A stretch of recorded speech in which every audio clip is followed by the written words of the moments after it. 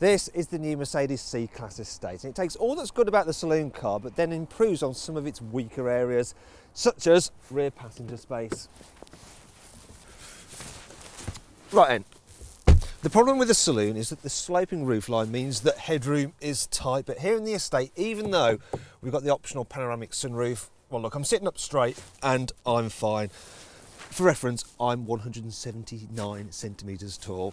It's even okay in the middle seat, look at that there. I can just about get away with it. Now, as with the saloon, you've got this annoying hump in the floor, and that combined with quite small footwells means that you do end up fighting for foot space. But if I sit back again, knee room is good. So yeah, this car is better in the back than the saloon.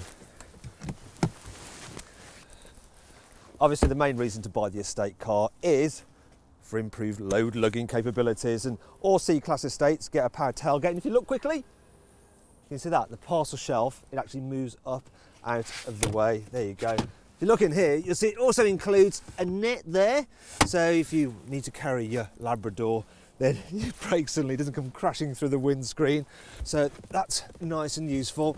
If you look in here as well, you'll see that on higher level cars, you actually get these split folding seats, so you can carry skis through there and still 2 rear passengers, which is a nice touch.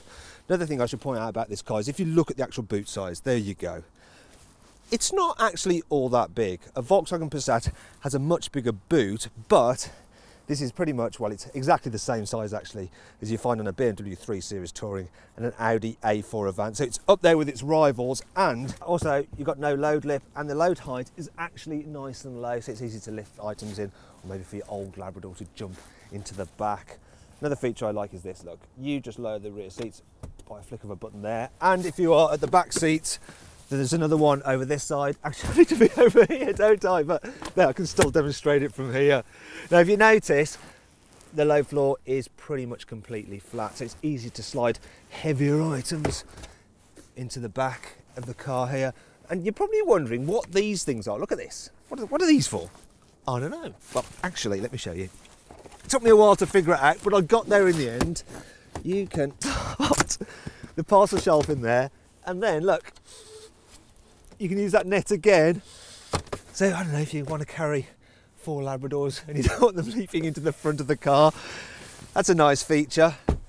You've also got some handy tie down hooks there, and there's more here, hooks there, which you could obviously tie your dog's leads to if you wanted to. And you're probably wondering, what is under here? Well, is it going to have a spare wheel?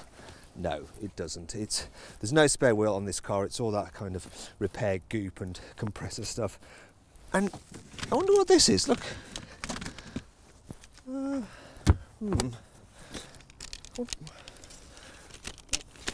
What is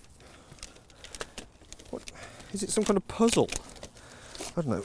Ah, look. It's a basket, probably for your Labrador puppies. That's the end of the dog jokes, I promise. In-car storage is pretty good for this type of car. There's room for a 2-litre bottle in the glove box and the front door bins. There's also some more storage in the centre console and under the armrest. There's lots of equipment too. For instance, all cars get this faux leather interior trim, but when you touch it, you would have no idea that it's actually fake. It's really realistic.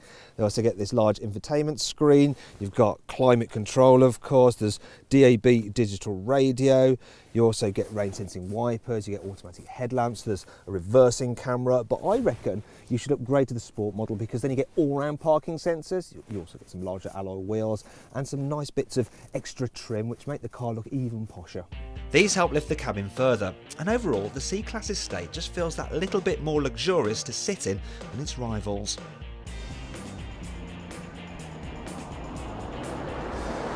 Unsurprisingly, the C-Class estate feels rather like the C-Class saloon to drive. You hardly notice the extra weight of the added bodywork, only really on a twisty road. And on the motorway, yeah, it's nice and quiet, it's comfortable, feels planted at speed. And if you want, you can actually upgrade the suspension to optional air suspension, which is something you normally only find on limousines. In terms of engines, there's a choice of petrol power, a pricey hybrid diesel and normal diesels, which are actually the best bet. The 2.1 litre 4-cylinder diesel in this C220 CDI is fast and frugal according to Mercedes. They say it'll do 0 to 62 miles an hour in 7.6 seconds and return, in the case of this automatic, 64.2 miles per gallon.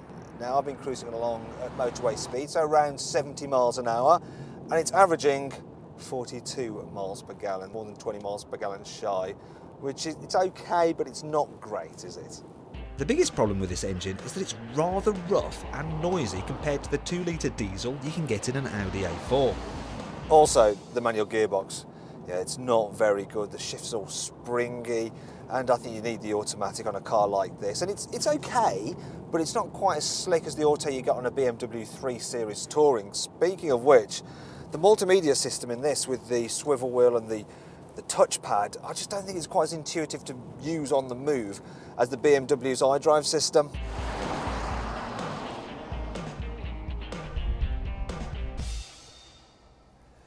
Finally, there's the price, because the Mercedes C-Class estate is rather expensive, but then it is rather desirable and it will hold its value well come resale time. And I think it's definitely worth the premium over the saloon because it's just more practical. Now, for full pricing details, you can visit our website by clicking up here. Obviously, if you're interested in this car, you need to check out our reviews of its rivals, the Audi A4 Avant, by clicking there, or the BMW 3 Series Touring by clicking here. If you click up there, you can watch our very latest video review, and if you click up there on our logo, you can subscribe to our channel, and if you're watching this on mobile, then just follow the links below the video as they do the same thing.